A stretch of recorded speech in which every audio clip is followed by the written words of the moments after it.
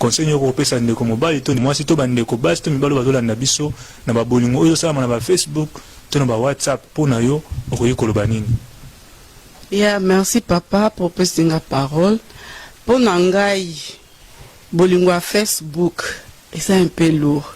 Pour Anine, na Facebook, tozo kutana, tozo ebanate. De 1. Tozo ebanate, papa rokang sambongo na ye, alors bien ben sa moi si bakuta na Facebook. Oui, c'est bien bon. Est-ce que webi caractère ya moi si wana? Est-ce que moi si wana yebi yo? Est-ce que ba point d'interrogation eza ebele place wana ne tozo koma na makambu ebele place wana. Bon, mama yo outi Congo soit wapi ba bengisi yo oye ko rejoindre muninga.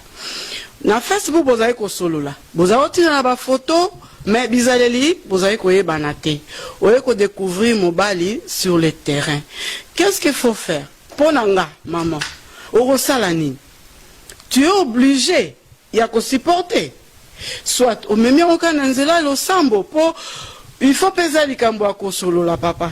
Il faut solo na muninga ou bien nazo bate place wala ne makambo ngo tozo ba mambo Facebook ya bolingo ngo Facebook eza moi matata. Po tozo e balate tozo kutaka la Facebook to lingani to comme musu sezo simba.